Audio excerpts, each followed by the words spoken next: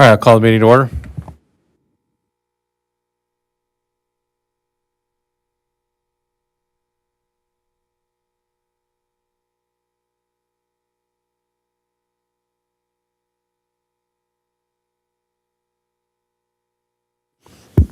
The meeting has been posted according to open meeting laws. Roll call.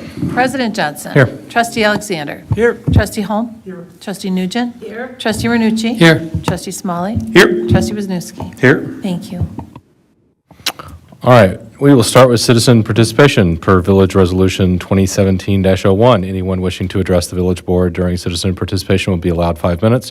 Your subject must specifically relate to matters under the jurisdiction of the village board, whether on the agenda or not. The village board should not engage in a discussion regarding comments because it was not part of the publicly noticed agenda. Upon conclusion of the citizen participation segment, members of the audience are not allowed further comment unless they're participating in a public hearing or if specifically allowed by a majority vote of the village board due to involvement in an agenda item. And I believe many of you are here related to the proposal for the property on Main Street. So we will allow you all to do the presentation then. So if you want to say something during citizen participation, feel free, but we'll give you some specific time for that.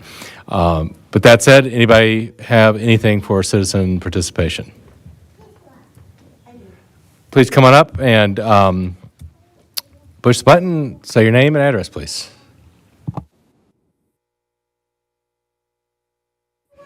Sandy Stanford, 1985 Division Street, East Troy, Wisconsin.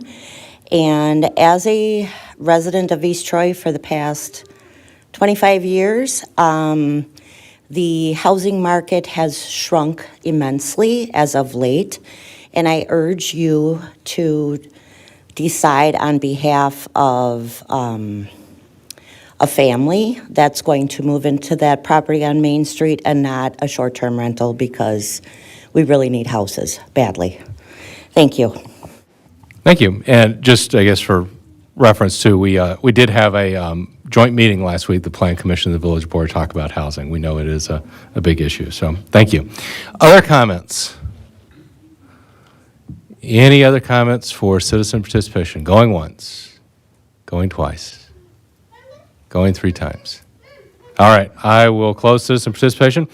We'll move on to consent agenda. One motion and a second will approve all the following items. Any item may be pulled from the list and voted on separately. I will move to approve the consent agenda. I'll second it.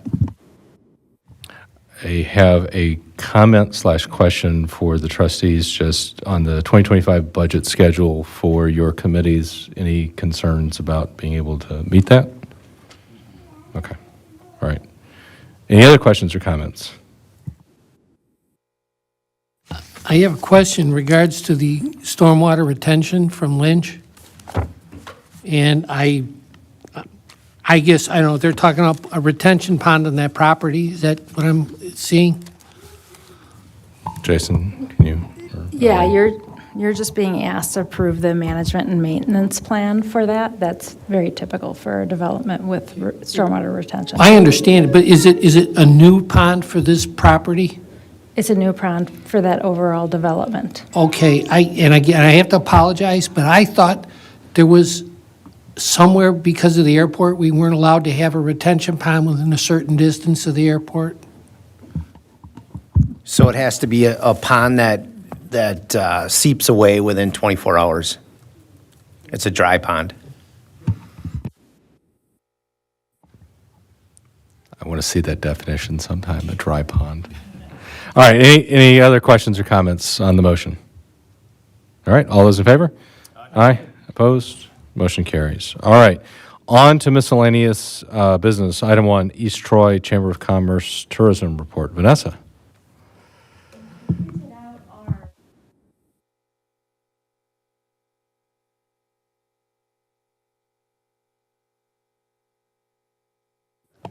Hello. I tried to stick to the numbers and the facts, but I have a lot of marketing materials if anyone wants to see them. We've got lots and lots of beautiful graphics.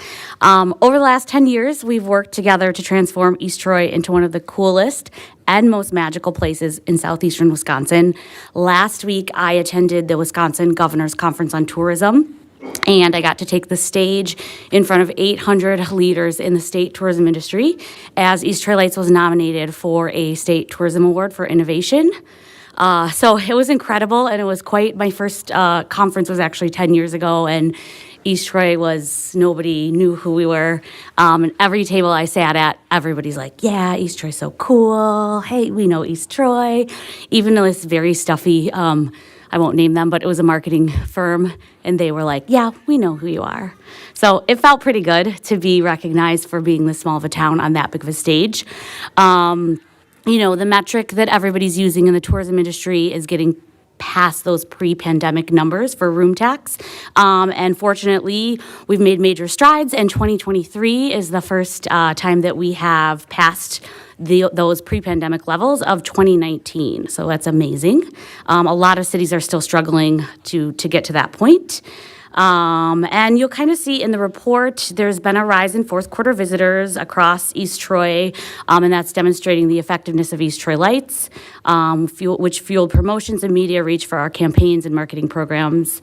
With a constant focus on drawing people to our downtown and events, we made an impact for our businesses, big and small.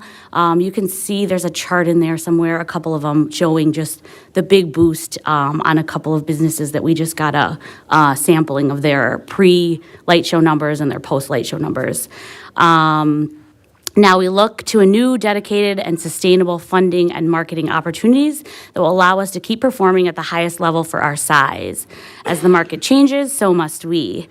In 2024, we are launching the 2024 Scavenger Games, the ultimate citywide adventure. It's going to be an unprecedented, technology-driven, citywide scavenger hunt blending modern electronic elements like movie-esque laser mazes and hypercube pop-up art installations with engaging physical and logical challenges. And you'll see in the report we're doing 3 dates of that. And we're super happy to announce that we are going to have a $37,729 marketing investment by the East Troy Chamber. It's going to be backed by a GEM grant from the Department of Tourism. So it's an unprecedented amount of marketing dollars that are going to be going into promotional videos, as well as a host of other print, digital, and additional advertising via social channels. So that's just on marketing. It doesn't include any staff costs. So that's a really exciting boost for our entire town. And we are looking forward to working alongside you to continue East Troy's economic prosperity and continue to grow the positive impact of visitor spending across our village. And I can answer any questions if you have, or anything you want me to highlight on the report. Anybody have questions? No bike races this year? No. East Troy is not going to be a stop on the Tour of America's Dairyland, unfortunately.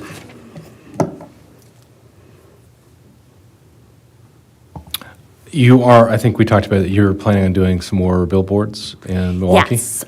So we have, with this new marketing budget leading up to the Scavenger Games, we're going to be doing a series of billboards before each game. So one will coincide with summer, like pre-summer, midsummer, and then the pre-fall. So I think that there's 8 weeks. And we're trying to kind of get as much as we can out of our budget, so we're negotiating a little bit to squeeze as much as we can. But yeah, those billboards, the campaign that we started with the CDA, and then we continued it with a bike race, and then the light show, they've been really successful. Gus has a current billboard, so it's just kind of keeping us, in the eyes of people, and I think they've been really successful.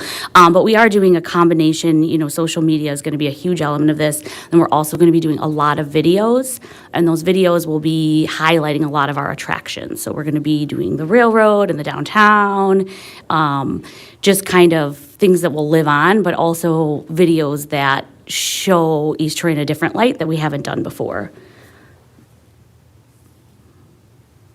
I'll just say that many of the people I work with during my day job are on the north side of Milwaukee or even all the way up in, Ozaukee County, and they hear all about what's happening here. I mean, they hear about it from me, but I'm a little biased. They see the billboards, they see the other things, and people have brought it up to me. So you do have reach pretty far, so that's really good. Yeah, and we're really trying to do stuff that makes us stand out. We're not trying to copy what other people are doing, but do these innovative things like the scavenger hunt where you're, just, we have to compete by being unique because we can't compete with resources because we're so small. And so this is the way that we found success, so we're going to keep hammering in that formula. Like the light show, for example, there's lots of light shows, but there's not interactive light shows. You don't have all the students in your school district coming with wands and going through a candy cane adventure. It's just, so amazing. And we luckily have an amazing team of people helping us do that, so. Any other questions for Vanessa? Comments? I do. I know we talked about it before. We talked about maybe just doing a little survey at the restaurants, hotel, just to see why you're here, what brought you here, is it your first time, anything like that? Are we doing anything or talking about anything like that? You're referring to customers, correct? Okay.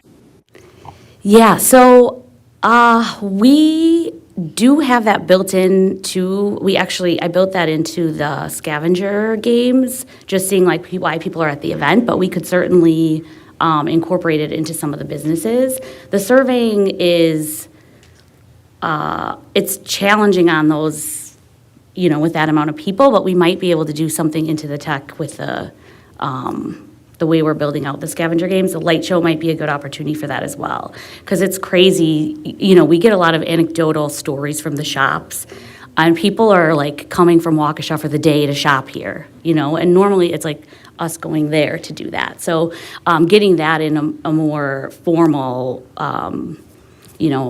matter would be great, I think, for all of us too. Yeah, I think if it was built into something electronic they're already using, app, Yeah. Something other, Or maybe it's like, going to happen rather than someone filling out a piece of paper. yeah, People or like don't they maybe to get do like a that. discount or a app, or maybe the restaurants would throw something in if they, fill stuff out. So I just have one question on the bike races. Did they say why they're not coming here? They had a lot of interest from host cities, and so, we've always had a challenge in making sure that we had a lot of hoops, I guess, to jump through to make sure that we could continue the race in East Troy, and they just got, better opportunities. So it's not necessarily a forever thing, but it's also, shows us, like, if you don't love it, you could lose it, so we've got to make sure that we keep the stuff that we have.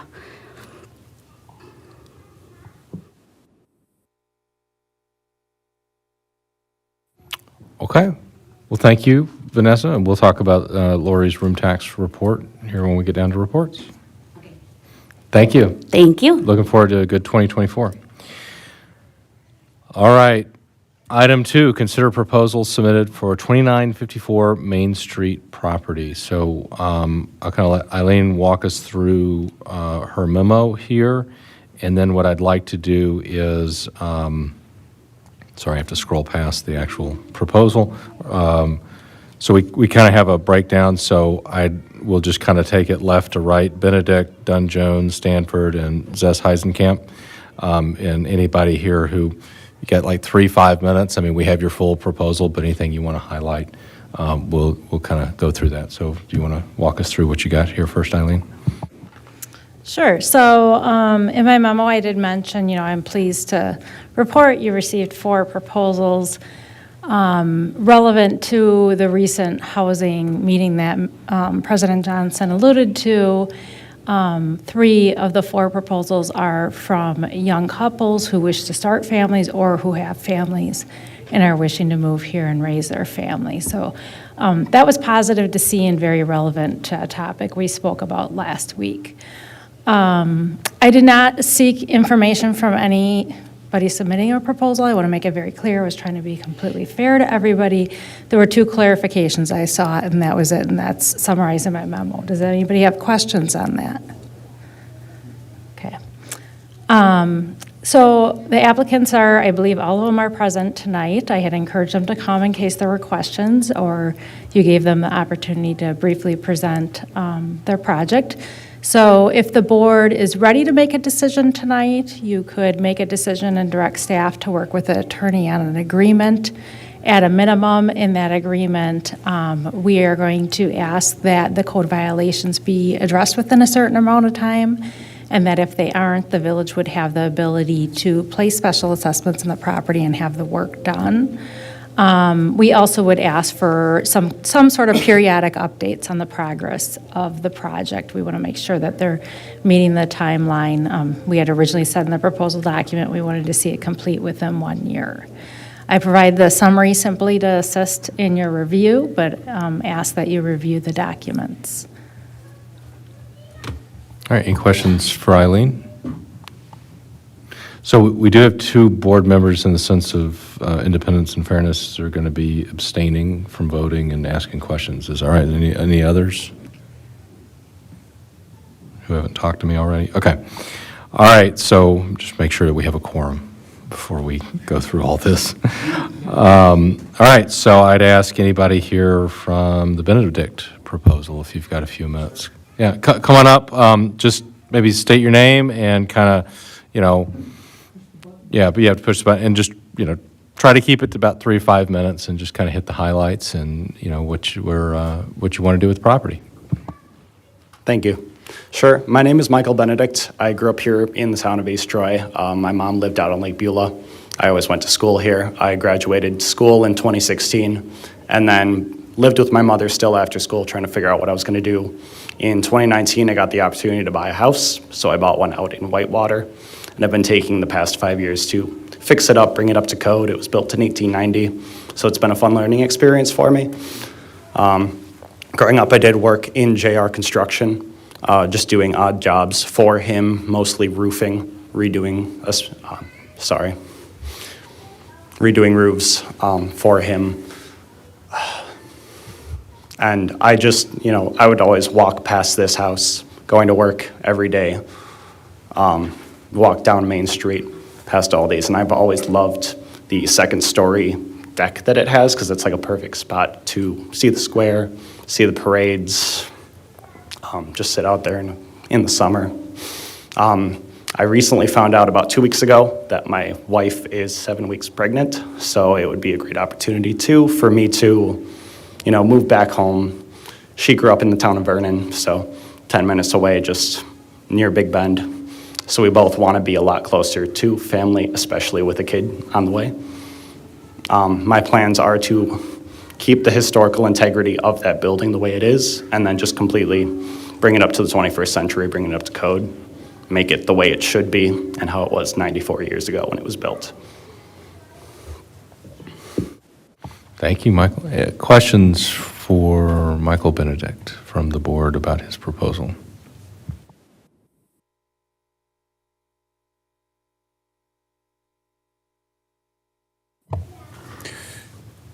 So is this work you're going to be doing yourself, right? A lot of the main systems will be subcontracted, the HVAC, the electrical, the plumbing, but I have experience, taking apart the lath and plaster, putting drywall up, finishing drywall, installing lighting fixtures, plumbing fixtures. The exterior will be the main focus, of course, getting all the wood repaired and fixed, and those window panes that are missing will be replaced. And then, of course, the brickwork will be completely redone by a masonry contractor. And you're going to live in the Yes, we are. residence when you're there? That will be our primary residence. And then what's the timing on the completion? 8 months at the latest. 8 months? Okay. What contingency do you have? What if you fall behind? What's the plan? There is that other 20% contingency in financing where I would be able to then hire a contractor if there's something that I can't do or don't know how to do. But I would be able to have that. And also, the house I currently live in is able to be sold at any time, so I could sell that at the latest and have additional funding to hire another contractor. Are you planning on working full-time aside from doing this project? I will be taking some time off of work. I have 4 weeks of vacation time saved up, but yes, I will be. Did you get an estimate for replacing the water service to the house from the lot line? Just a rough estimate of around $3,000 from the contractor I was talking to.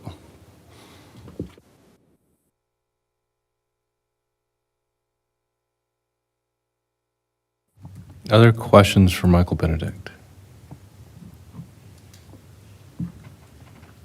Okay.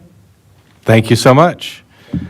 All right, I would invite anyone from the Dunn Jones proposal. Come on up and state your name for us and kind of the same thing. Hi, my name is Jessica Jones. I too grew up in East Troy. We love East Troy. We spend about 3 months out of every year here full-time, but we also have invested in the community, and we purchased another property that we've been using as a short-term rental. So we have a lot of love for this. We appreciate all the effort that has went into revitalizing the square and all the events and things. We truly feel that this is a special place. So with the bid that we put in, the first thing I want to point out is our pre-approval was not included. We are pre-approved. I am a real estate agent, and this is with my preferred lender, so financing will absolutely not be an issue. I brought copies of it if anyone needs it, but it's a local lender. We're very well qualified. Our plan with the property would be to hire a professional contractor to come in and help revitalize the property. It's a beautiful home. It's so stately and near the square that we want to maintain the historical pieces of it while also bringing it up to present-day times and revitalizing all of the systems that are there. So when I walked through the property, I brought our contractor with us, and was able to come up with a realistic budget in terms of what it would take to really bring the property up to a very nice level. Our plan with it is that we would use it as a short-term rental property. I believe there's a need for that in the community. There are a lot of people that want to come and stay and visit our restaurants and our venues, and they don't have places to stay. We've been really surprised with how busy we've been at our other location, and we've been great neighbors. We're very strong supporters we use local contractors. We use people for our cleaning and our lawn care and our snow plowing services that are all local contractors. Everybody that comes, we provide a welcome book of places to go in our community. So we've had kind of a pulse on, you had mentioned before, like why people are coming, what they're doing while they're here. I'm communicating with these people as they're coming into our neighborhood, and they're here to, a lot of them are actually here to go to come up north for a weekend, or to go to a family event, a wedding, those kinds of things. So I think that there is a lot of love for our community. We certainly have a lot of love for this community, and I think there's a need. While I understand that there's also a housing need, I'm a residential real estate agent. I appreciate that as well too. But I do think that there's a need for people that want to come up for a weekend. All right, thank you. Questions about this proposal? Can I say one other thing? Please. The other piece that I wanted to point out is we offered $103,000, and our intention with that was to make the village whole in terms of what they had paid for the property. That's how we arrived on that number. Questions for Jessica Jones?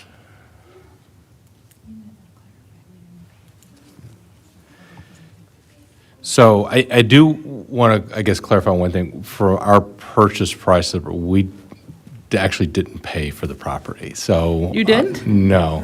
The previous owner, because of the code violations that were in the, I guess, RFP that we issued, Yeah. Had amassed to over $100,000. Okay. He had a lien. We filed a lien here in Walworth County, but he also owned property in Waukesha County that he needed to sell. And so when he needed to sell that property, he was unable to because of the lien that we had. So he did remediate on back taxes that he owed us Okay. and the county, et cetera. But then in exchange for releasing that, he deeded the property to us. So, Got it. so our cost in it was, obviously we had a lot of staff time and legal time invested into that over a number of years. But actual, We never collected yeah. financial. But in terms of us writing a check for the property, that did not occur. So, Got it. Okay. That's, kind of what we were that's our interest is kind of this process of how do we revitalize, and I think that's kind of what you and others have stated. I just want to be sure that was clear for. I appreciate for the it. record. It wasn't, I mean, we still feel good about the Yeah. bid, so I just- appreciate yeah, the yeah, explanation. Just want to make sure those listening at home understand kind of the background. I guess, quickly, I have one question. Can you talk a little bit more about the short-term rental aspect of this? I mean, are you thinking more of like week to week, weekend, similar to like what you might have somewhere like Door County? Or is this like a, maybe 2-3 month long type short-term? No, we're thinking week to week, and we're not absentee landlords here. We're very involved, and very, like, there's certain vetting processes that you have the ability to go through when you're approving short-term guests, and you get the reasoning why they're coming and you limit how many people are coming, the amount of stay. So usually it's a weekend guest that we're getting, but they have been very respectful, kind neighbors that have been very communicative with us. We haven't gotten any complaints. I mean, everyone, it seems to be working for our surrounding neighbors as well.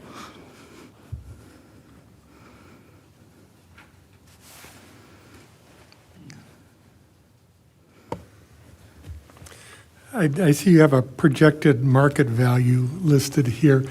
Can you tell us how you arrived at that number? I can. I actually included a whole market analysis in there. So I looked at what we look at when we're trying to price properties, to put them on the market. And I looked at what has sold in the village in the last year and projected, like obviously not in its current state, but where it would be once we're completed.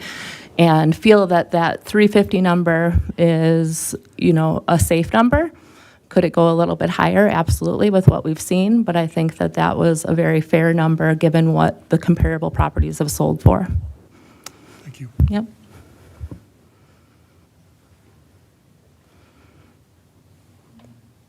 Other questions? If you got it, go for it. No? Mary? 40? Any questions? Okay. Thank Thank you. you so much. All right, I will invite anyone from the Stanford proposal to come up and. Good evening. My name is Victor Stanford.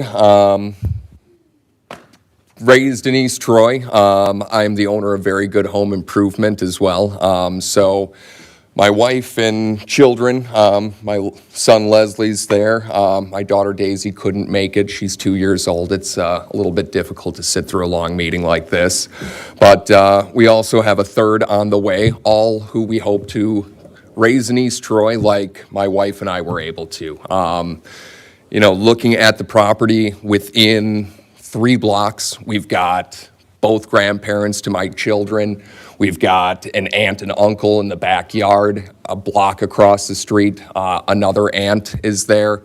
As a contractor, I'm looking to bring this house to where it should have been always. I mean, I've seen this house, it's in my brother's backyard for the past 10 years. It's been falling apart. In fact, right before the board acquired the property, I was in the process of talking to the owner, trying to acquire the property.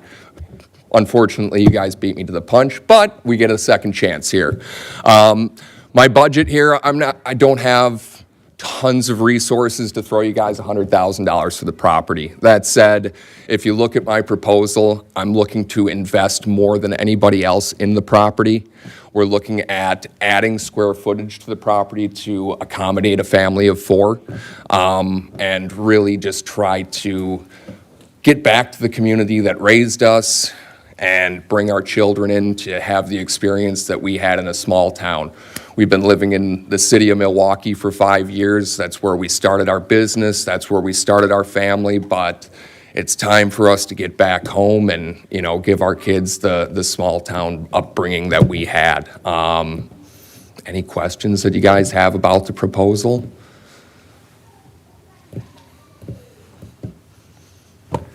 If I could ask you the same question as I did the previous. Yep. Your projected market value is significantly higher. Absolutely. What are you doing to the property that would generate such a difference? Definitely. So we're looking to add a significant amount of square footage to the property. If you look at the photos of the property, it's got those two big covered porches in the front of it. A traditional four-square typically wouldn't have that. It would have a front of the house that's kind of flat and then a porch out in front of that. If you look at our plans, that's kind of what we've brought to the table. We want to absorb those two covered porches in the front and bring those into the living space to give us a little bit more space and have bedrooms that are big enough for more than a single bed. My kids have a lot of toys. We need places to put all those things. So we're looking to add over 1,000 square feet of space to the property. Our price that we kind of came up with was based off of similar houses that have been remodeled in the village and sold for a price per square foot. So we took the $100 or so per square foot that we've seen, or 170, I believe, Maggie, from some houses that have sold, and we multiplied that by the final square footage.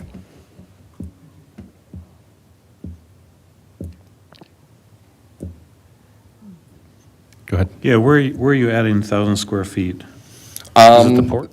So yeah, the two porches, those are just under 700 square feet between the two of those. In the back of the house, there was an original back porch that had been converted into kind of a sunroom area. All of that needs to be basically torn down and rebuilt due to the structural issues with it. So we're going to take that opportunity to add on to the back of the house a little bit as well, to add some square footage to the kitchen and make room for a family room. If you look at our proposal, if you scroll down a little bit, we have floor plans that show both the existing floor plan as well as the updated floor plan. These are just some projects that I've completed over the years as well.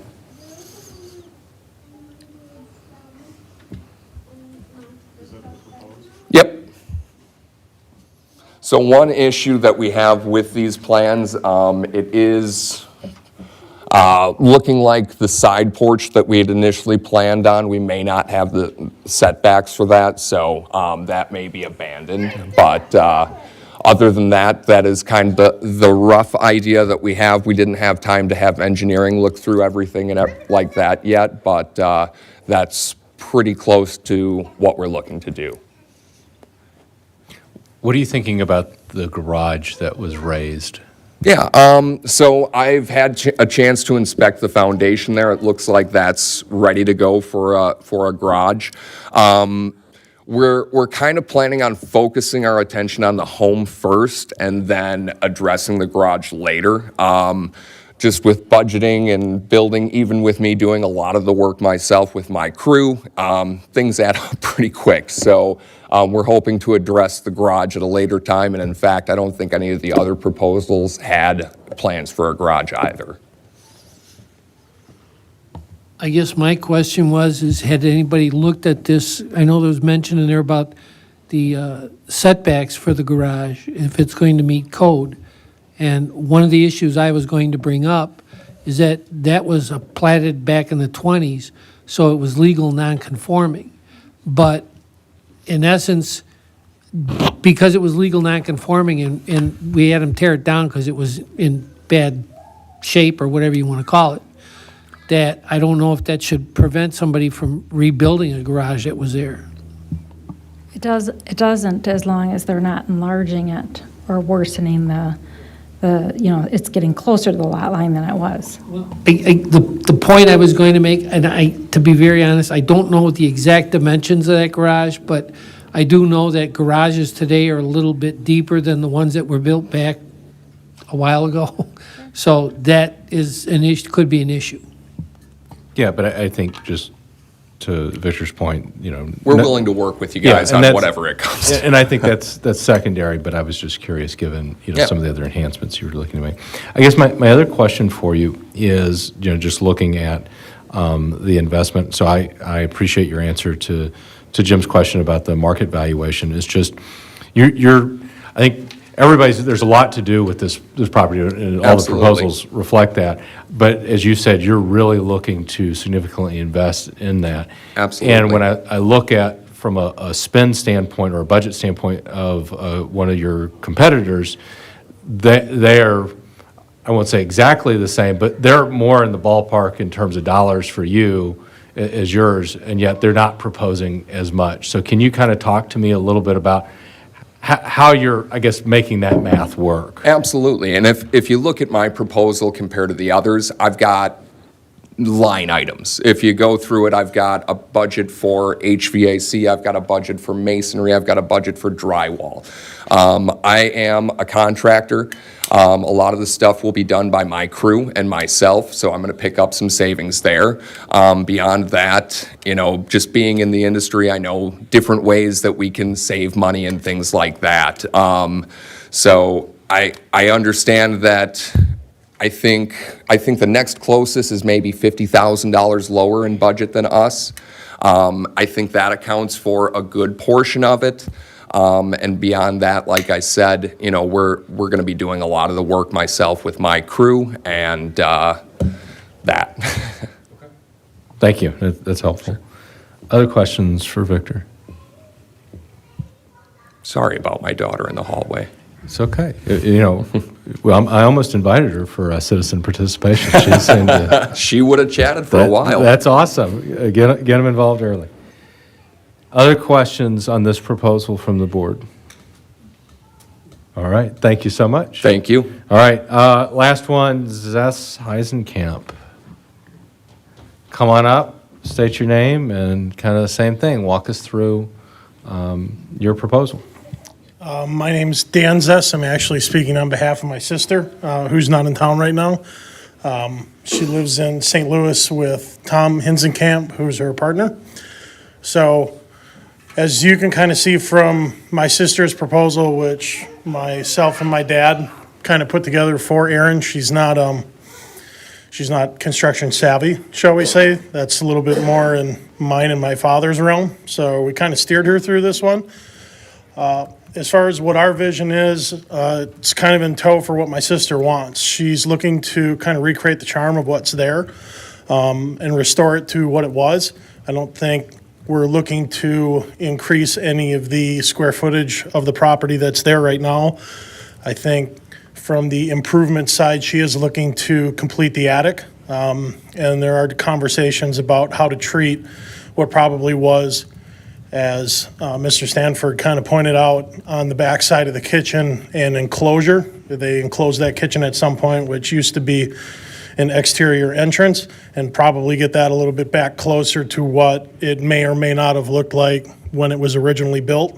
I think everyone in the room can see that there are some sizable issues with the house as it sits right now in terms of brick restoration. We evaluated that along with the condition of the existing interior, exterior windows, mechanical systems, and you can see we put a line item budget together, a line item schedule, and identified what we seen as a pathway to get the property completely redone and tasteful. I think from that standpoint, I don't think we have much more to offer than anybody else is really proposing. I think it's up to the board in terms of what they're looking for, if they want it to be a single-family residence or if they want it to be something that's more of an Airbnb or a short-term rental. I think it's in the eyes of the board as to what they would like, and budgetary-wise, I think our number is probably on par for what we think the property's worth in the moment. All right. Thank you. Questions from the board on this proposal?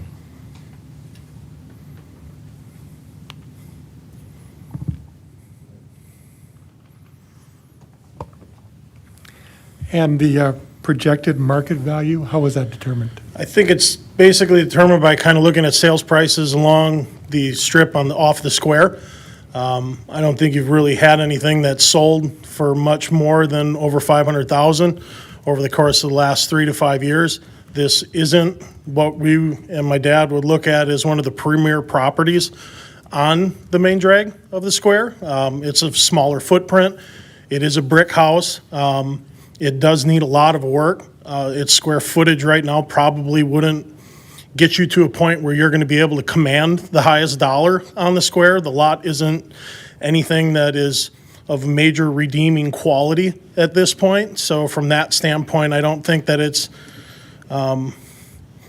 in a position right now to command anything more than what we're projecting in the mid 300s, which really drives out kind of what makes economic sense in terms of what you can put into it and where your purchase price is. I think you're going to struggle in today's economy putting anything more into it than what we're kind of offering, just in terms of what consumables are going for, what labor's going for. I mean, myself and my dad are in the construction industry. There's a lot of sweat equity that is anticipated between him, I, and our other family members, as well as Erin and her partner. But for what you're dealing with there, you're not in really a position to go much higher than that at this point, unless you're going to start sacrificing what the end quality is. And she's looking at it as being a home for her and her projected family in the future. And from that standpoint, you know, she doesn't want to sacrifice on moving into something that's kind of a subpar quality when you move in. So that's really kind of working backwards how you get to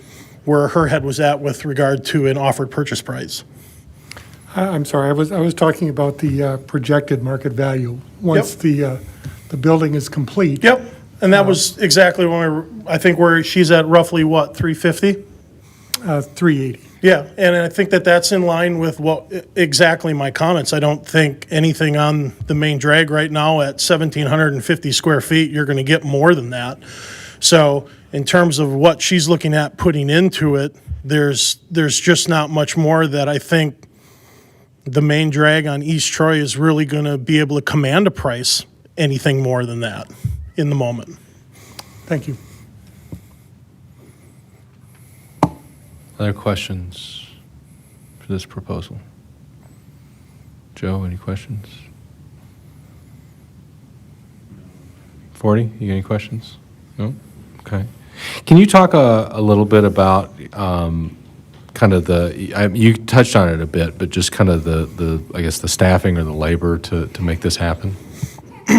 My dad, luckily for my sister, is retired, as well as my dad's brothers, who all also live in East Troy. My hunch is my father will be the bearer of quite a bit of sweat equity right there. Myself, I'm sure my sister will rope me in, but if you look at our line item estimate, this isn't a slapstick situation. We are carrying numbers that allow us to purchase out quite a bit of the performance of the project. My dad is a retired mason. Him and I both executed renovations and complete additions, and it'll show it in there of our homes. So from that standpoint, I really don't think that we have a concern about our ability. It's more about timing and how much my sister can really tolerate in terms of this taking. We also looked at it from the standpoint of it's not something that we really want to go and do much longer than 9 months, just from his vantage point and my vantage point. So we looked at what we could self-perform and what we can't, and then we kind of filled in the gaps and priced it accordingly. So I would say that you would see demolition being performed by us, the masonry renovation would be performed by us, anything wood, windows, gutters, et cetera, we would do. Interiors, we would probably sub out the majority of it besides finishes. And what I mean by that is installation of cabinets, counters, things of that nature. Flooring, we both do. So we basically took what we're good at and we decided, hey, this is what we would be deploying our resources in on, and then filled the gaps in from there. Thank you. All right, last chance. Any questions? All right. Thank you so much. Thank you guys for your time. Oh, can you grab that? No. Sorry, we sometimes get an echo. That's all. All right. So again, appreciate all of the time, and thank you for your presentations and proposing this and for working with us on this. So. I guess, what is the board's pleasure? Is this something, now that you've seen in the packet, the proposals, you've had a chance to hear from the the actual applicants, is this something you want to do tonight? Is this something you want to think about? And to Eileen's memo, we are not meeting Monday the 1st due to Tuesday being Election Day. So we would need to schedule a special meeting if that's the board's wish, is to kind of think on this and talk about that at that meeting.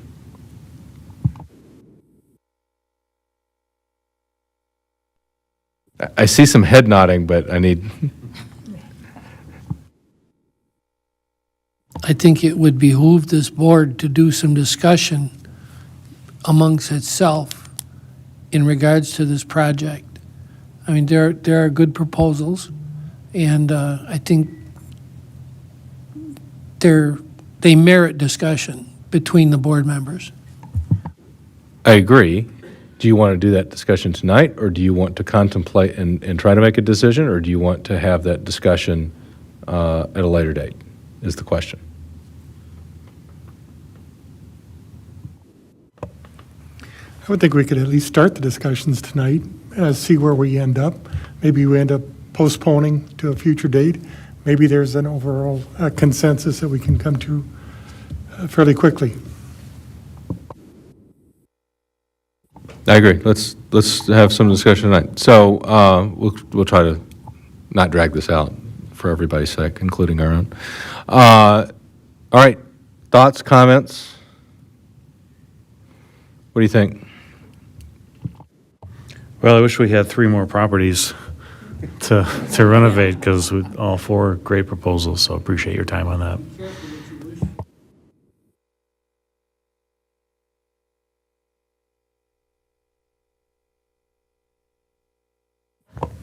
Well, if the school board had anything to say, they say go with the most children in the family.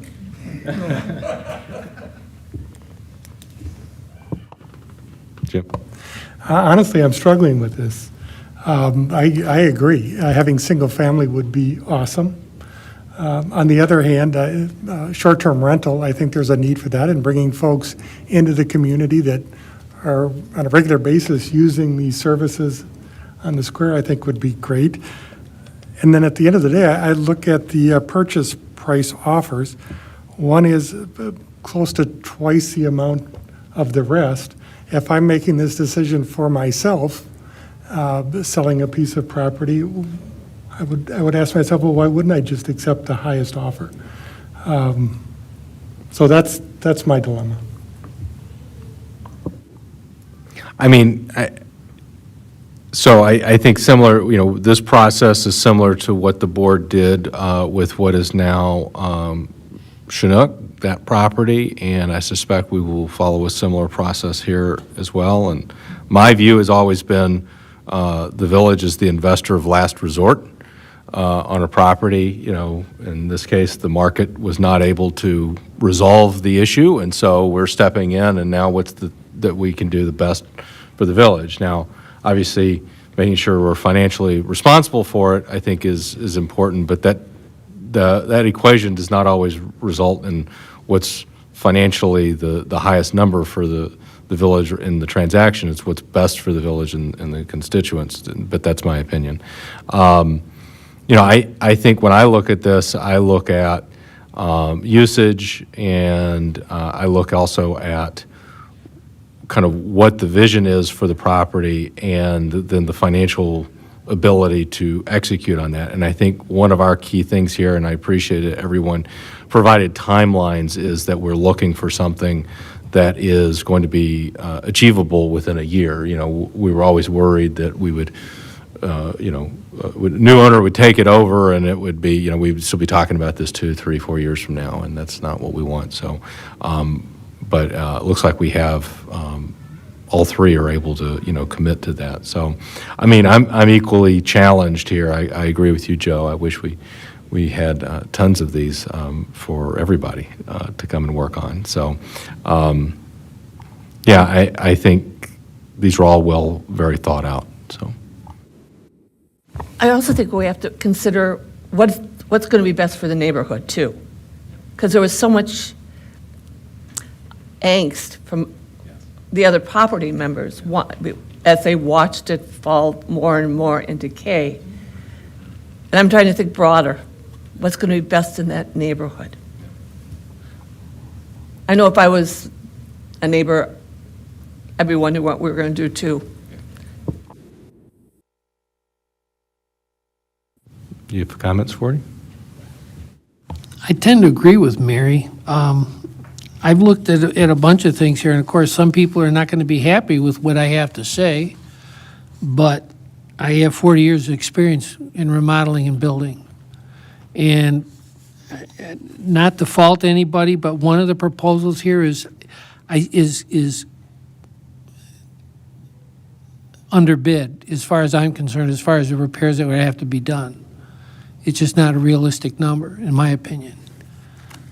The other item that I'm concerned about is, I do own rentals in the village, and the one thing that I've always been concerned about is short-term rentals, Airbnb, that kind of stuff that,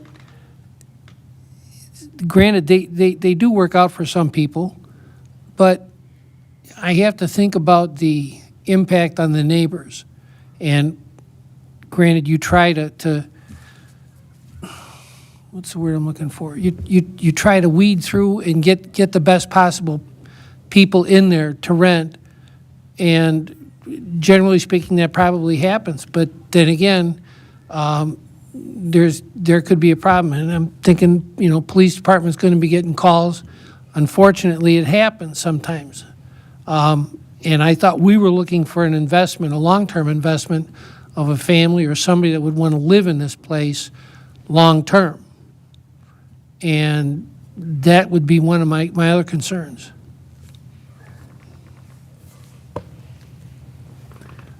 Just listening to the comments, I think there's a consensus,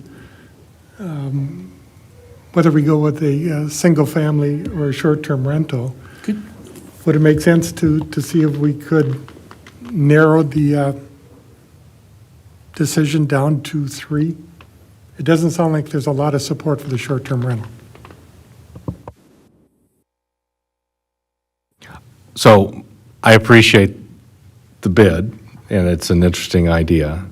That was not what I think, to Mary's comment, as to what kind of the neighbors are looking for. And so that is not my top choice as it stands. I think if I'm looking more for residential, young families. That's exactly what we heard as the challenge for us. And even from a rental standpoint, if it was a longer-term rental, I might be more inclined. But I think, the proposal was good in that, it outlined a great vision for it. I'm just not sure that that's what this board's looking for, So I guess, Forty, I'm going to ask you this question since you offered up your 40 years of experience.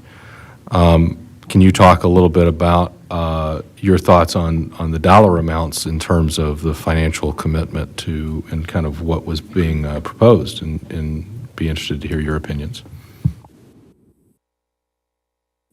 Well, I did look.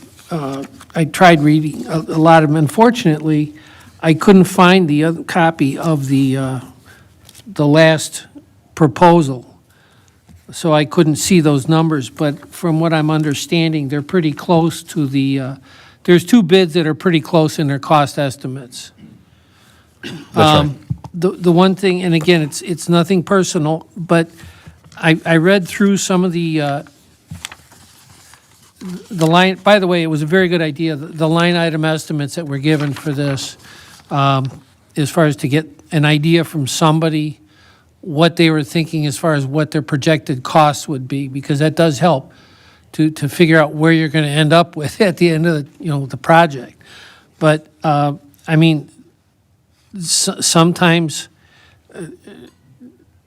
some of the numbers are just too low, and I apologize. It's just, and I don't know if it's just a lack of experience, but I can just foresee that this party's going to be getting in trouble halfway through the project, and then we're going to be also in trouble. So 40, I guess, let me ask you this question without you having to comment on a specific proposal.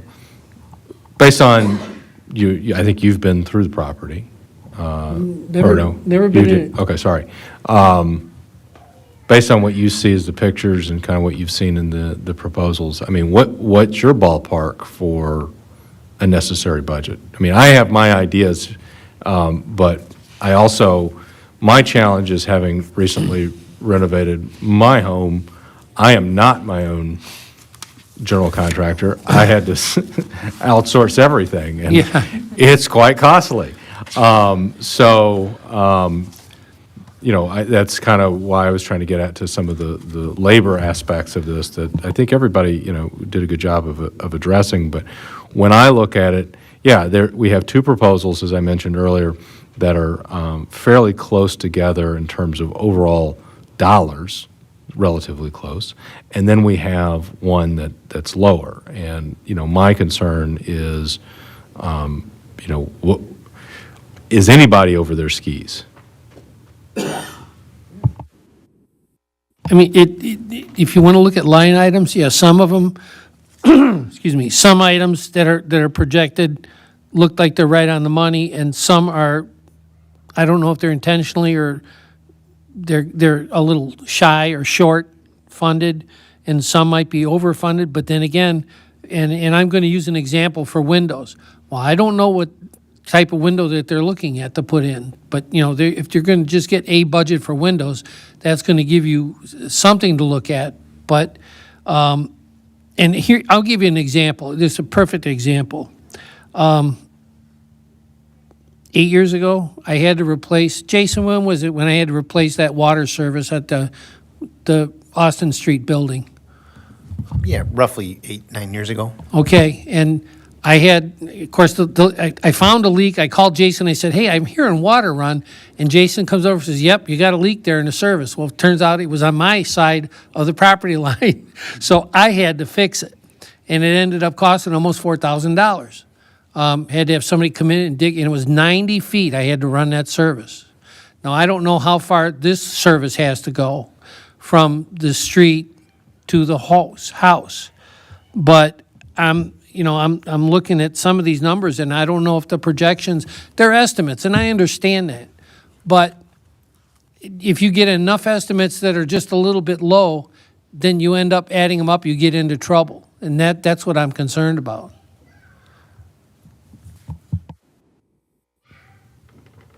Other questions, comments? What I was happy to hear was hearing some of the vision for that property. We have some wonderful whole houses in this village. And whenever I see one of the houses, whether it's on Division or Beulah or Maine, when somebody is grabbing that project and running with it, it excites me. I look at these estimates and say, whatever. I know you look at it different than I-40, but I've done enough remodeling of an old house to know that your vision changes with time. You may not always think about, well, I should put aside money for this, but it's the idea that somebody wants to bring a family to our village, to invest in the village, invest in a home. It excites me. It makes me happy that people want to be in the community.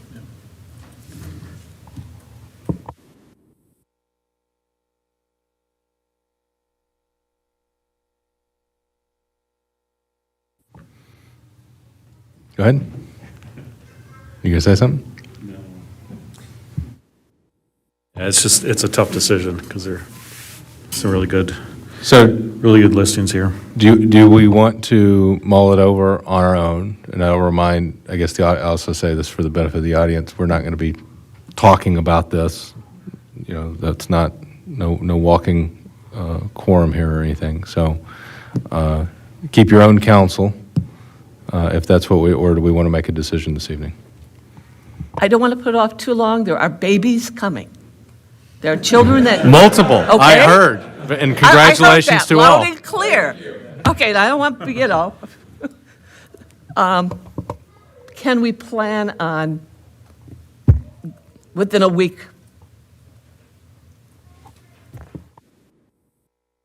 I'm going to look to staff on that question.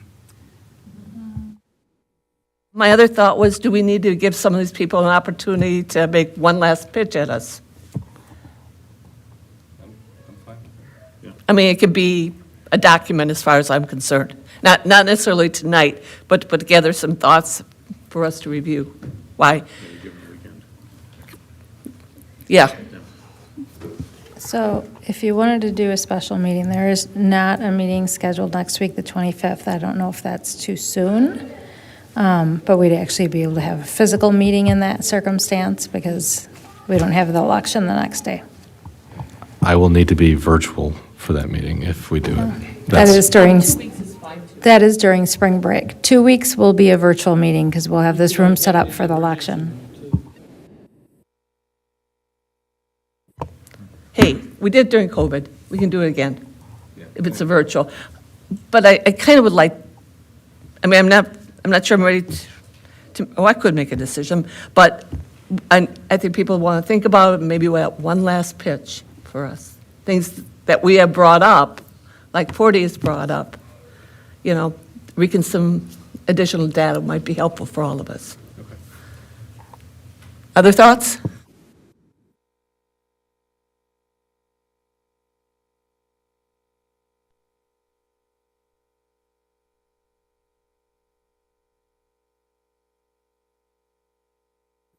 I think they need a little.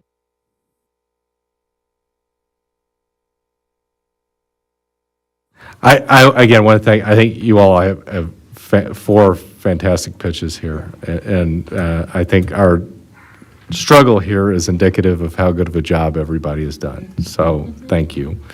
Okay, so let's talk a little bit about timeline then, so we can set expectations for everyone. So today is what, the 18th? Let me open my calendar so I don't rattle off dates that don't exist.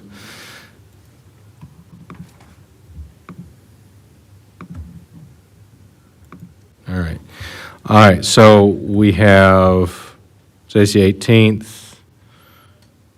Would we say have something to staff by end of day, the 25th, maybe?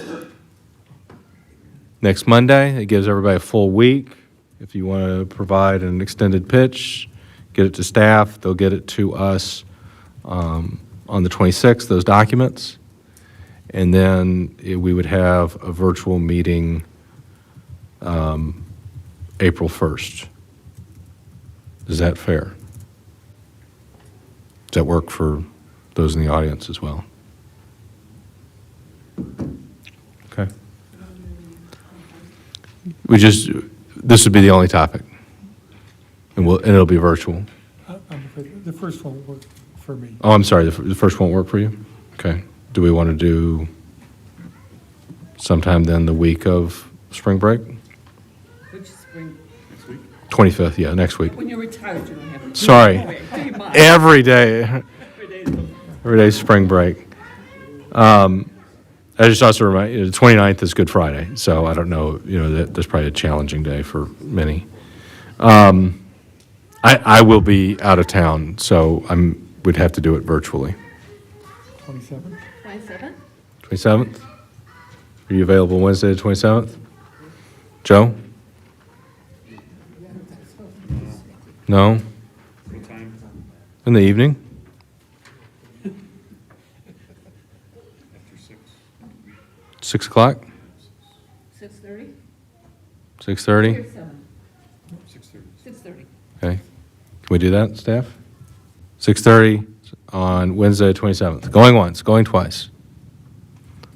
Okay. That will be virtual? It'd have to be virtual.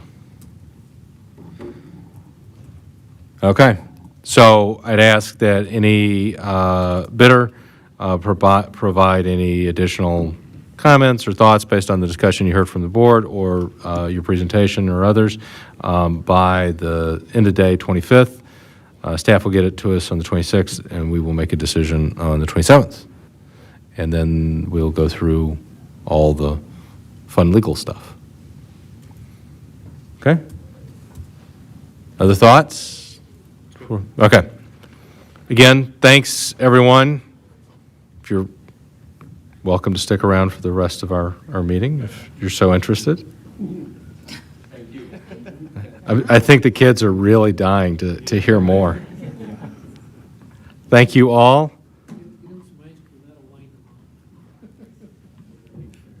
All right, we're on to more exciting stuff like consider ordinance interpretation related to the Land Division Code, Section 495-46C.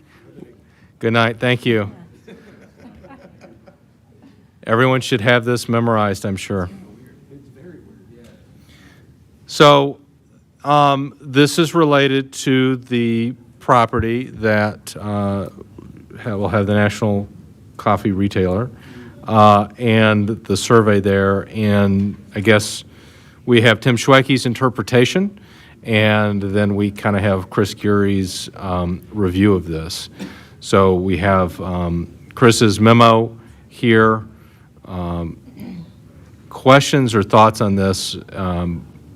I have my opinion, but I'll withhold that to hear from you all first. So is this basically saying that they can share a frontage road with drives off of that frontage road? Is that how I'm reading this? With one entrance into that frontage road? And that you would organize that via the CSM and not having to set up a condo. So Right. one challenge of setting up a condo is the tenant, not the landowner, is going to get a lot of say in this. And I'm not sure that is what we would want. And I don't just mean for this particular instance, I just mean in general. I think the other challenge for me here is the way that we quote unquote do it is not consistent with how many other municipalities do it, which is via the CSM. And if we think about it, this is really about emergency vehicle access. I don't see us give this, if we were to make this change, this proposed change, that we would lose any oversight or control that we already have. It's just allowing a different path forward. And at the end of the day, in my opinion, if the police chief and the fire chief have concerns, they will voice them, and that'll be in front of the planning commission, and we'll go, no, you got to change it, which actually happened on this property. And they made changes.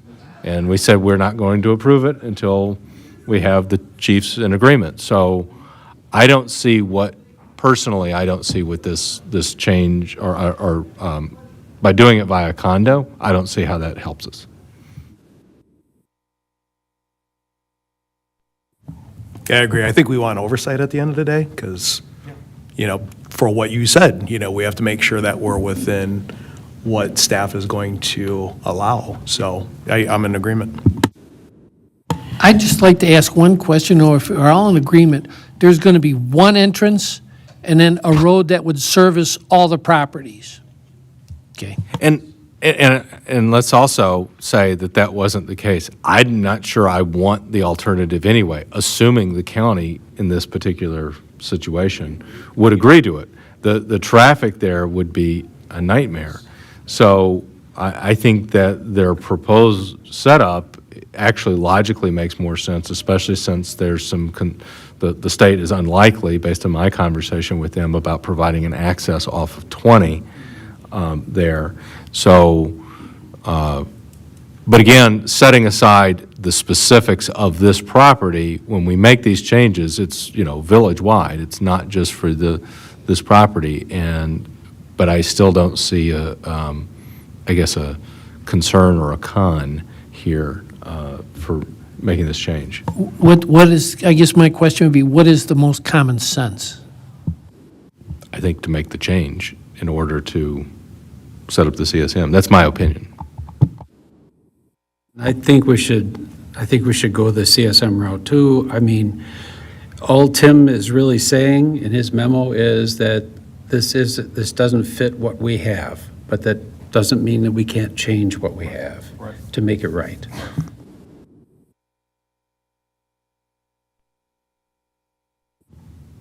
Is there a motion then? Oh, you wait, can speak wake up. up now. Yeah, sorry. You're not abstaining anymore. You can speak up now. It's a long day. It's been a long day, let me tell you, down in a coal mine today. Making a motion out of this is kind of wordy, but I think we should, I think you have two motions based upon the last paragraph of Good Lord, I his think so, too. meeting, or his memo.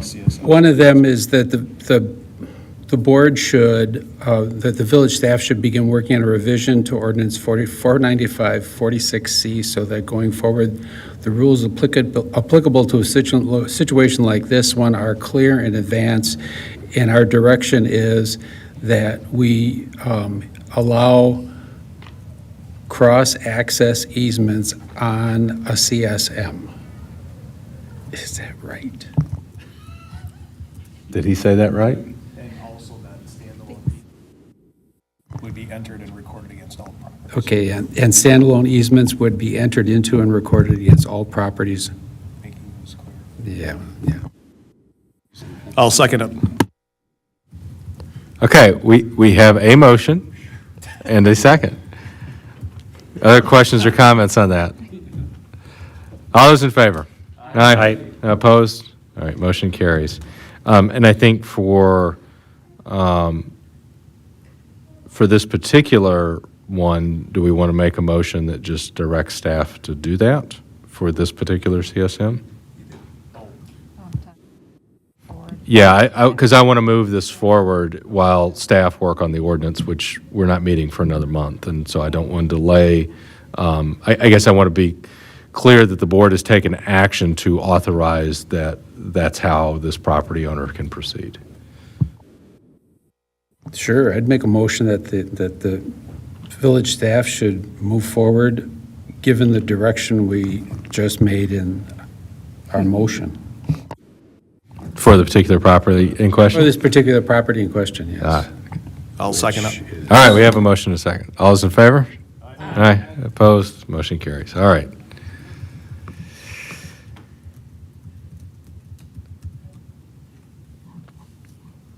Okay, item 4, consider Sky Nights leases for parking lot and grass area.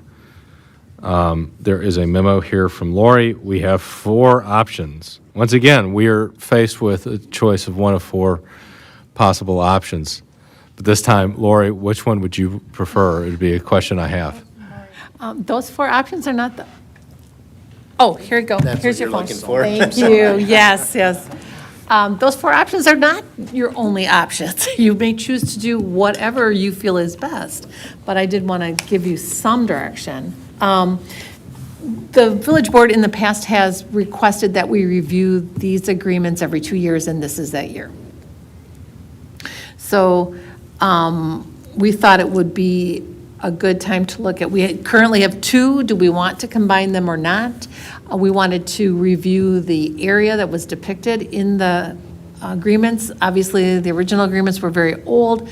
The maps were getting copied over and over and over. They were getting difficult to read, so we talked to a representative from the Sky Knights, we talked to Doug and said, are these areas still valid? And we came up with a new map that would be clearer as to the areas that were involved. And the other question is always, what is the financial impact? And the rate has not changed for an extended period of time.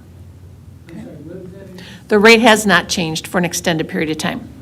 Now, Mike Stark from the Sky Knights did talk to me today, and he wanted to bring some history to this and explain that originally when the Sky Knights moved off the airport a number of years ago, this financial arrangement was presented as a way that the Sky Knights could financially support the airport, which was not financially stable at the time, and they have maintained that.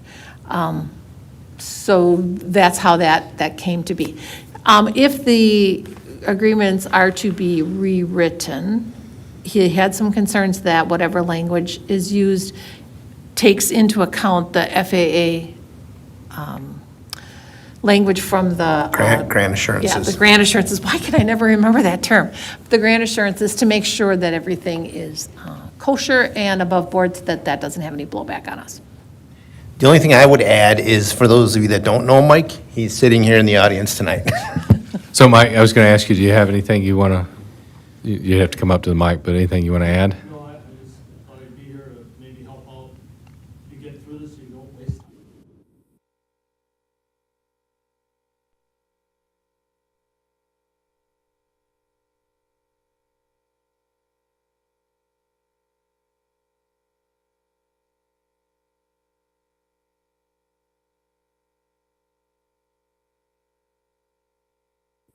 There it goes, okay. So all I want to say is a lot of history goes into what's going on here. The two documents that are involved with the two different pieces really should be combined to one. Originally, when it was set up, time-wise, they were created at different times and for different reasons. The first thing that was done was that triangle that we call the parking lot was created. The board agreed that we could do this. It was, we're a unique part of the airport. We're the chunk of the airport that the village didn't need to buy when the airport was expanded. So it created a little corner that's not airport, that the jump club is on.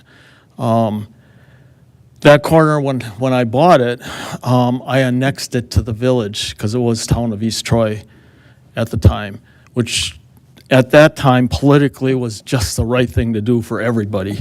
It should have been part of the village anyhow, but so that was done. It left that little triangle that was relatively flat. Per ordinance, we had enough parking space for what we predicted was going to happen there. But another little chunk would have been nice. And we have this weird thing going between the airport, the village, and the FAA.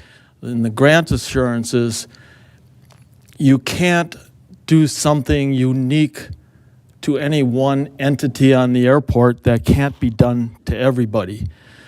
So we didn't have a mechanism to say, well, we want to rent this chunk of property. The village at that point didn't want to do that for whatever reason, which was fine. But we use the airport. We're, very active out there.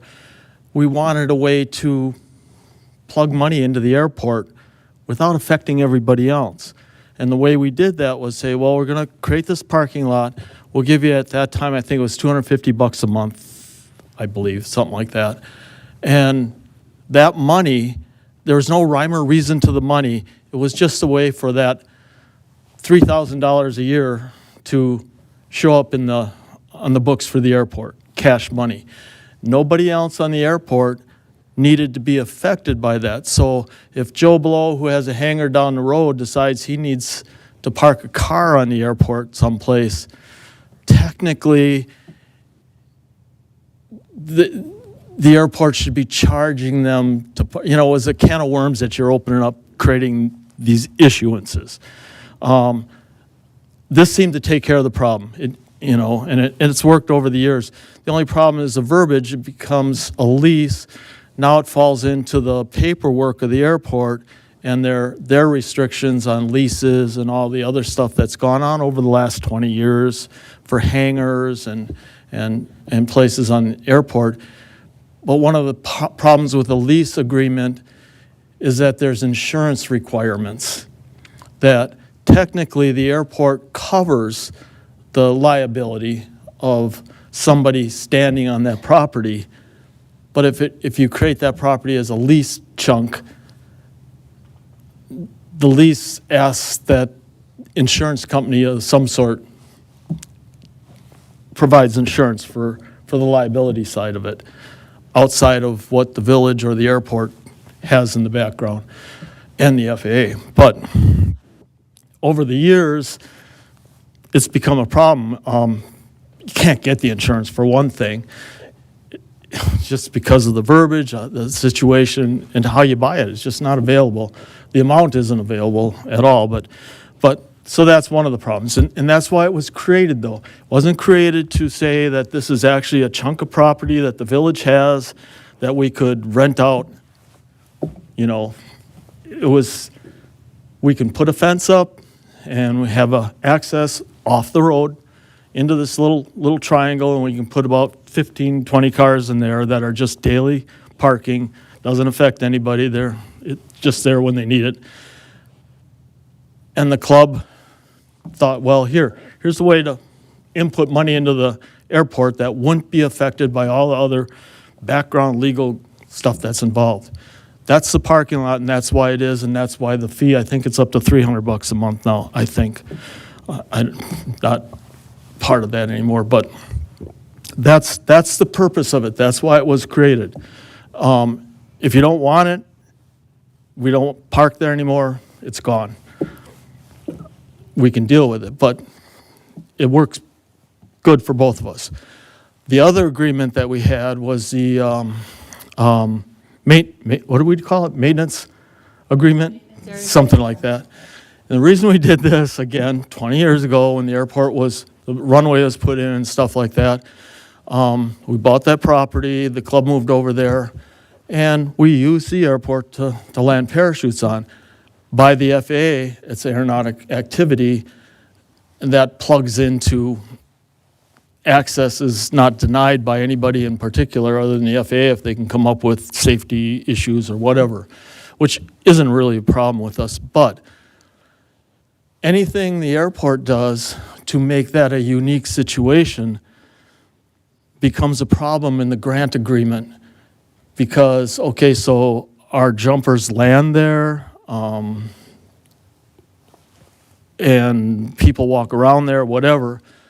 So technically, anybody else on the airport that would walk there should have to pay whatever the village comes up with a fee of some sort, insurance, whatever. Again, it was set up as a maintenance agreement. At the time, that was a jungle. It was terrible. We were having issues with farmer that would, plow the fields and put corn in or whatever for the airport, and eventually became hay that they were ending up doing that also became a problem after a while. But at the time, when the taxiway and the runway were put in, that whole field that's marked off on the map was a jungle. It was so high that I actually built a road from the runway to our property so we could taxi the airplane up and pick people up. You could not see the airplane taxiing down that road from L. It was that high and that big and thistles and just all kinds of bad stuff. So I proposed, I said, well, listen, we'll take care of the maintenance of that. We'll cut the grass, we'll clean it up, we'll do whatever. And that way, that's good for us. Now we have this nice, clear landing area. The rest of the airport has this nice, clear landing area. We put a windsock out there that we maintain, just another windsock on the airport. It's all for the better. That's why it was called maintenance. So it doesn't really affect anybody else. We just take care of it. Doesn't cost you anything, the club assumes the expense of running the machine and all that other stuff. That's why it is what it is. Talking with Lori today, it was suggested we just combine the whole thing into a maintenance agreement of some sort, leave it at that. The club will still input the money because the airport can always use every penny it can get, and life goes on. That's kind of why I'm here, because you guys were thinking of going through it, but that's to throw some history out of what it is and why it's gotten to where it is.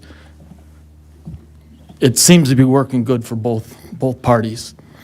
So, I don't know what, got any questions? Thanks, Mike.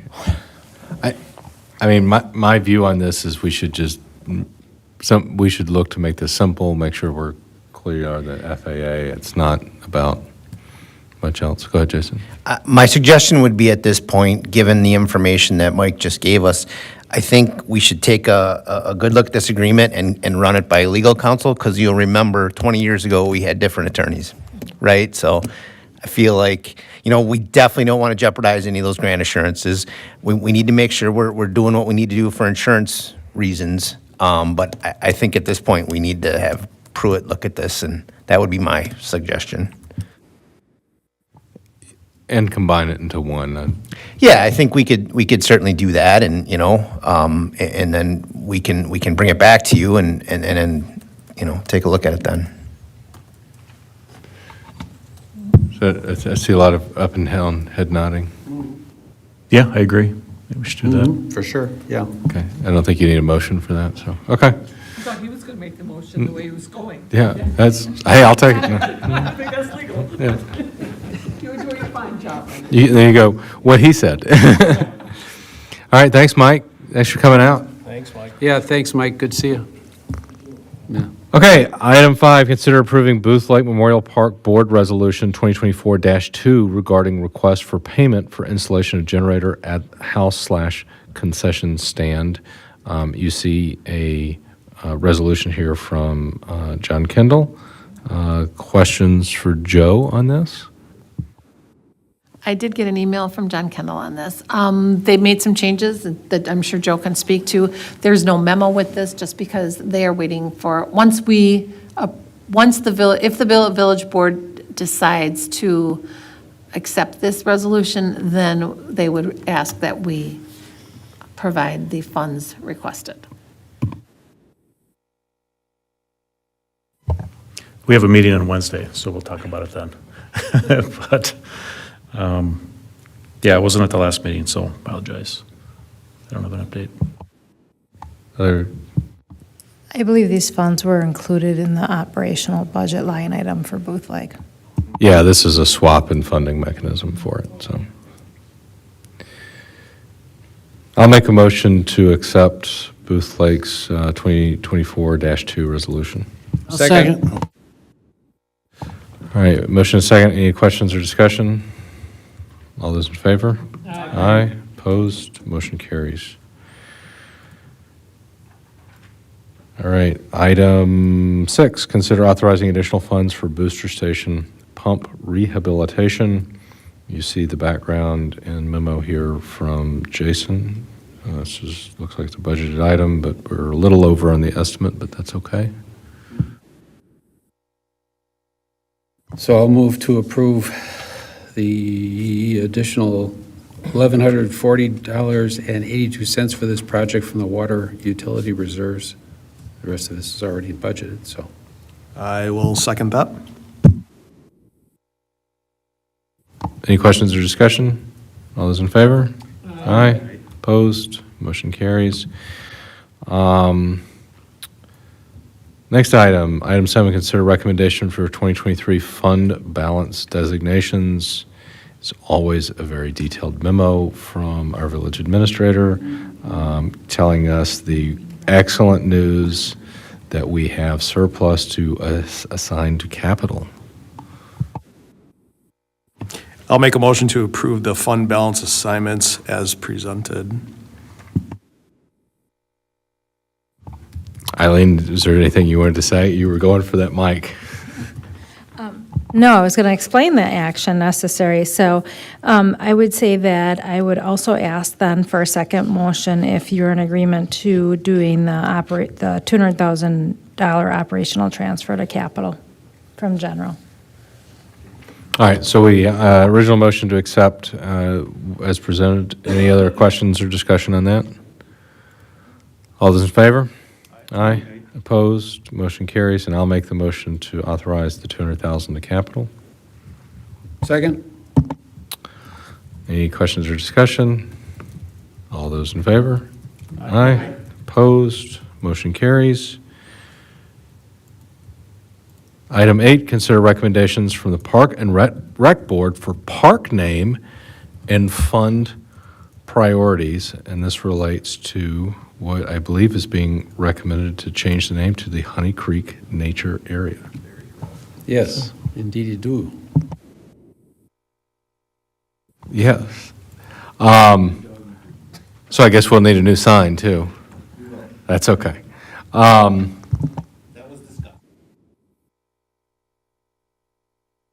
Any questions for Jason or John? This came out of your meeting last week, right? Last week, yep. Yeah, we had a great meeting last week. A lot of good input from a number of people on a number of different topics, and was very happy that we came to consensus pretty quickly with regard to the name of the area. You know, we can still have a mill pond, but it would be inside the Honey Creek Nature Area. The Park and Rec meeting went later than Planning Commission. Yeah, I was a little worried, but then I saw this and I thought, oh, good, you know? Well, that won't happen again, but just. Any questions or comments about the order of priority for projects, especially when we talked about the grant funds? And I don't know, have we heard anything back on that? We have not. Tim has submitted some additional material to DNR. That was the last thing I heard. All right. Well, I think this is good prioritization for us as you guys go into capital planning and as we learn more about those grants. Okay. Do you want us to make a motion to accept that name change and authorize you to proceed? I think the name change for sure is not a bad idea, just to make it official. Well, I'll make a motion that we rename Mill Pond Park and the adjacent area along Honey Creek to be the Honey Creek Nature Area. I'll second it. All right. Motion and second. Any questions or discussion? All those in favor? Aye. Opposed? Motion carries. And we're authorized to change the sign? Yes. That was discussed.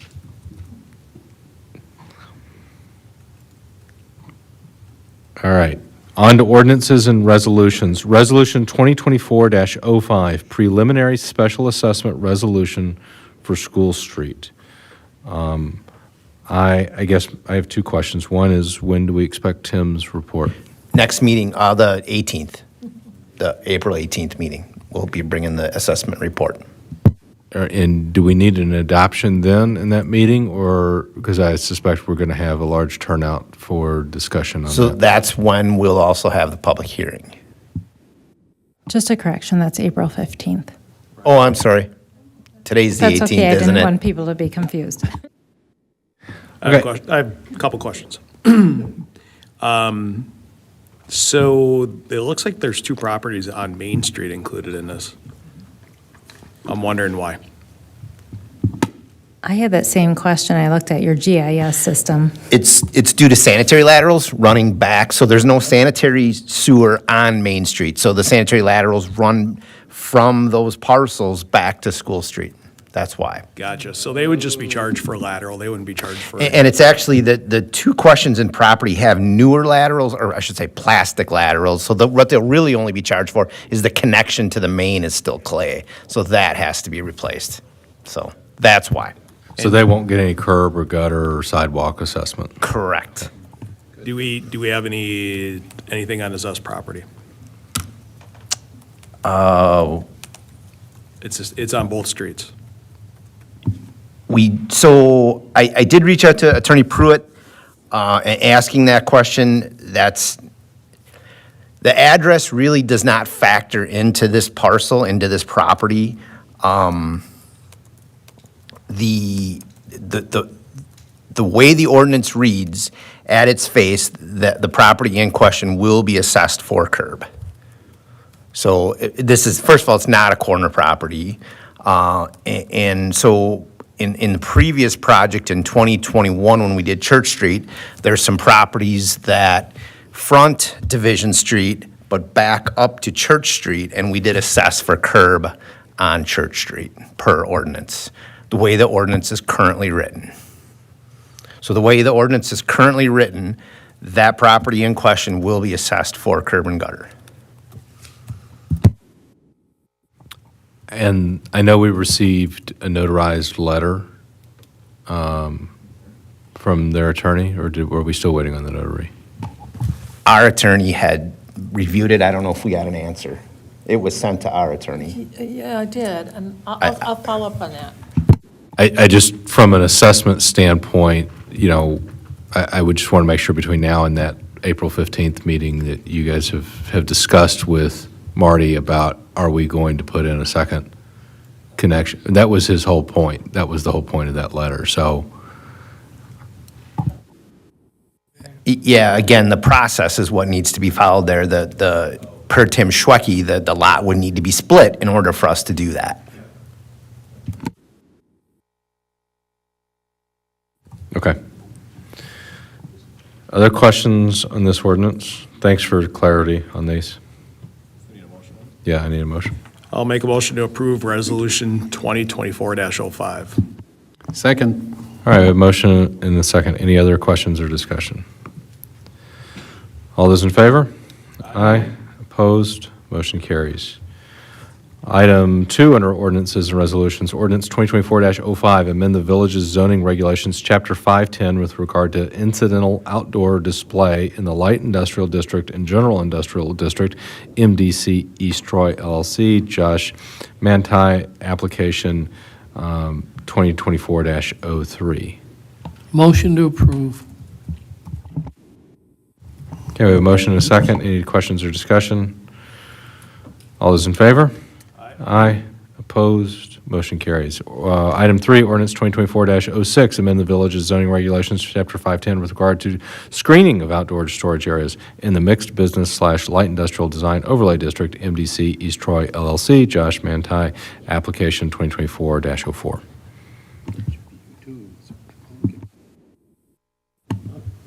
Motion to approve ordinance 2024-06. Did I hear a second from 40? Okay. All right, there's a motion and a second. Any questions or discussion? All those in favor? Aye. Opposed? Motion carries. All right, real quick, before we get into the details of reports, so I've chatted with Eileen. Going forward, what we're going to do in this section is we're going to break these up into reports that are staff reports and then board and committee reports. And when we get to the board and committee reports, I won't put anybody on the spot today if you're because you didn't know I was going to do this. But I would like for you all to kind of highlight 2 or 3 things from previous meeting, and sometimes these are a month or 2 old due to meeting timings and approval of minutes and things like that. So we just did the Honey Creek Nature Area. Well, that came out of last week's meeting, but those minutes are probably not going to come to us until next month. So I'm already good for the next time, is what you're saying? Yeah. that was one, and I said Is that 2 or ahead of 3. That everybody was else? one. I said 2 or 3. So, yeah. Well, we know how once every quarter goes around here. So, yeah,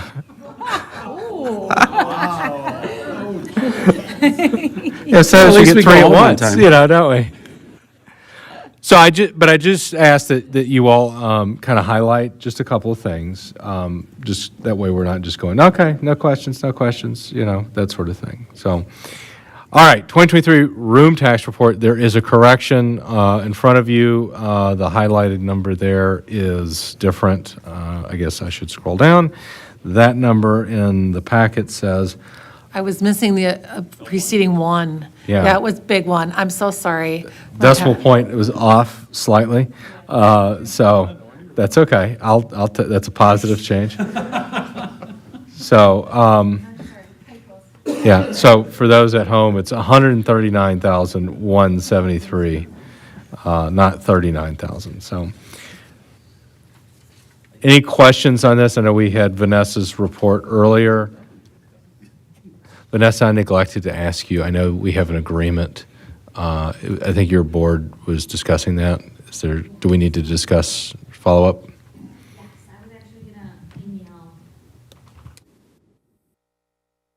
We want to have a meeting with our executive board and maybe you and Eileen or whoever. We've got some recommendations for best practices from actually the governor's conference. So I'll just message you in the morning, Eileen, and we'll get that set. Excellent, thank you. Sorry, I meant to ask that earlier, and it totally did not occur to me. So I'm glad you stayed. All right, any questions for Lori on room tax report? One thing I do want to point out on the report is, if you notice, I'm listing a number of different entities that are providing tourism dollars, room tax dollars. Falcon Hospitality is the Quality Inn that has just sold, so it does have a new owner that will be, they're not closing, it's staying a Quality Inn. And we're all very familiar with Expedia and Airbnb, but HomeAway and this Agoda are smaller contributors, but they are new short-term rental, vacation rental by owner kind of properties. When these did start to come into to us, I did try to contact these entities, trying to determine where the funds were being generated from. They were not helpful with that, so I said, okay, fine, thank you, and we moved on. So are these are these dollar amounts coming from the one short-term rental in the Village of East Troy on Elm Street, or are they coming from something on Lake Beulah? I don't know, can't determine, they won't tell me. So we just say thank you very much and move on.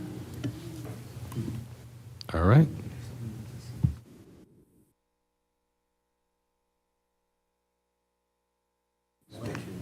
Did you have a question? My only question, I was just a little confused because this report says that room tax actually went down for 2023, but Vanessa mentioned that it went up, and so I'm kind of confused as to So- where the discrepancy is. I'm sure it's something simple, and there's certainly not a large amount. Sorry, if you see the way our report is done, we actually get the room tax. Lori's report is done like 2023, but the way we get our dollars is we actually have fourth quarter of 2022 in ours, so we get fourth quarter 2022. Yeah, so this is basically what we're doing with the dollars that we receive, and in our report, I broke down like what we got this year. So it included fourth quarter of 2022, first quarter of 2023, second quarter of 2023, third quarter of 2023. So that's how we get the money, and then that's the money we use each year. Sorry, I missed that. Yeah, Sorry. but even looking at that back graph, like the goal, like 2019 we were just on such an incredible trajectory. So getting anywhere near that amount is amazing. So, sorry, I know I'm not up, but. No, you're part of this. Thank you. Okay, other questions on room tax report? All right, February financial report. Questions for Eileen? Thanks, Vanessa. Have a good night. Okay, item 3, municipal court report, February 2024. I always like to see more money coming in and going out. Did I miss? Oh, no, that was in the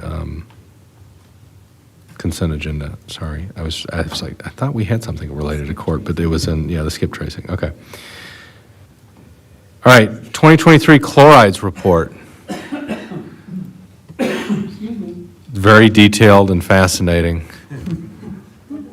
I actually got Pretty through. snappy photograph right on the cover, yeah, though. I I'll tell know. you that right now. Being, our phosphorus compliance.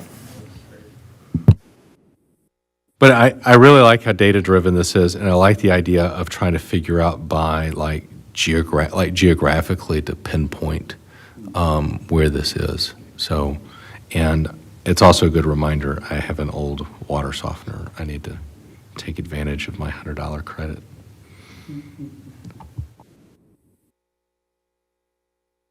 Any other questions or comments on this for Jason? Okay. Item 5, draft plan commission minutes from last Monday. We approved the 2 ordinances that came through there. We talked about polystructures. I think we're going to have to clarify. I did get a question from a resident, which was a really good question about, actually it was along the creek, about basically in the summer, warm weather, they have I wouldn't call it a party tent, but it's a yeah, kind of, but it's staked, a pop-up, yeah, it's staked down and everything, but it's out there, and again, that's in the backyard, and so I think we'll just need to make sure that our ordinance doesn't prohibit that type. It's more on the front and the side that we're concerned about. All right, 2023 airport fuel farm throughput report. Questions for Lori or Jason, or Doug is here too. Yes, 100 low lead. Happy about the 100 low lead. Is that half of that being Oshkosh, you think?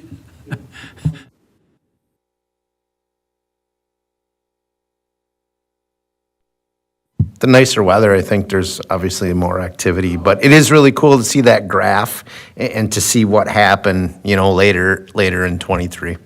Just that fuel sales went way up, which is nice to see, that one. Given all the warm weather we've had so far this year, I've heard more operations off my We tank, did, but- so we graduated, we just took our first full load of fuel, or a full tanker rather than half tankers like we had been doing, but, so, We're big boy status. The fuel that we didn't want that was taken, Swift, yeah. Yep. Are we storing 100 low lead in that tank now? There's currently nothing in that tank. Maybe at some point that would be great if we had to have 2 tanks of 100 low lead, but right now that wouldn't make sense. All right. I just want one comment. I'm sorry, go ahead. So, yeah, so 2023, 35,000 gallons, right? And then 2010 shows 69,000. So is that related to the cost difference that we were experiencing over the years, where Burlington was cheaper? I think that's what it was. Previous management strategy on fuel sales is what we're seeing. The reason the numbers fell over the years. And are these pretty accurate numbers? I would say they're very accurate numbers. That's a question for you. They're as accurate as the SiteMinder reports can be. We pull the reports was my- from the what we call SiteMinder, which is the fuel farm card readers where we sell, and then we do those monthly. Okay. If I remember my numbers correctly from past years' reports, your $5,255 in net profit here is like 3 to 5 times higher than what our normal annual that we were getting off of previous management. Yeah, and you got to remember we were getting pennies on the dollar, right? So that's. And the other thing that I do want to point out, when you point out that net profit of 55.85, that is actually after we take out what we lost on that Swift gas that we chose not to sell. So originally, the board had directed me to not consider that, which then would make our profit at the 16,549. And that's just so crucial as we can put more for the airport to be self-funded for capital. That's just really important, so thank you. And the Sky Knights are one of our bigger Jet A customers. Get out there and go jumping. Yeah. All right, airport manager's quarterly report. I was going to say. Quarterly. The heck? And well laid out and and just a huge amount of improvement, Doug, not just in the report, just in the work out there. Thank you so much. And it doesn't look like it was mimeographed from the last report either. Or Yeah. copied, for you younger folks, yeah. Microfiche. Yeah, I haven't been out there in a while. I got to come out there and take a look at all that you've done, especially once you get it painted out there. I like how, though, you kind of said, Eileen and Vicky helped me pick out the colors, just in case that anybody doesn't like the colors, they know who to blame. Yeah, exactly. Good job. Did we ever put vending machines out there? I can't remember. No. Yes, there is one vending machine in the FBO hangar. For beverages? Yes. For beverages? We did try one of those. Is it just soda or is there? We did experiment with a firm that had like snacks, an honor system thing that did not fly well. But now that we have a camera, security camera. All right, any questions for Doug or Jason? All right. Library board minutes from February 20th. Questions for Mary? I did.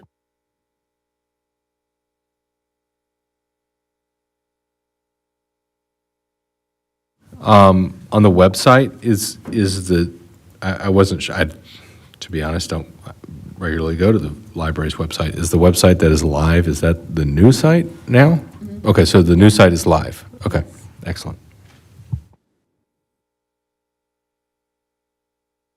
All right, and then back to the airport. Airport Advisory Committee meeting minutes from February 12th. Questions for Jim?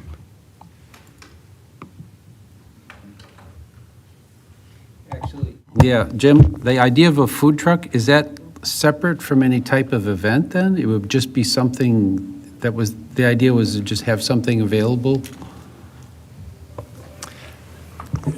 The food truck came out of the event discussion.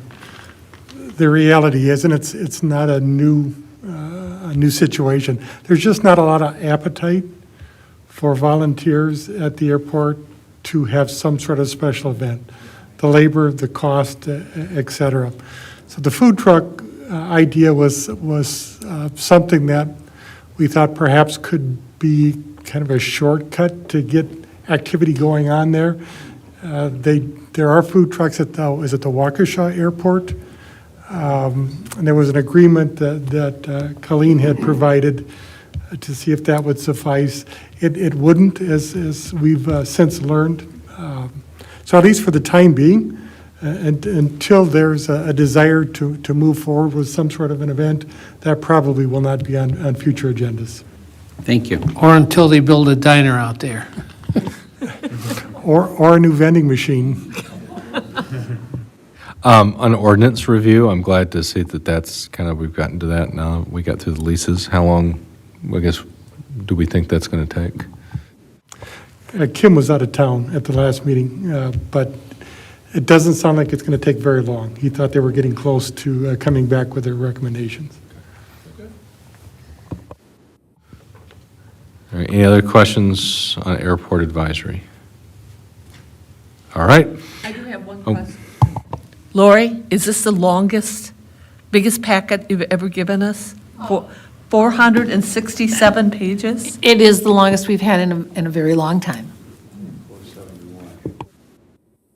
I've seen, I think, one, 600 or 700. Well, I've been here for a really long time, and years ago, the packets got really big. And that's when we were copying them for everybody. So this was one of the biggest we've had in a very long time.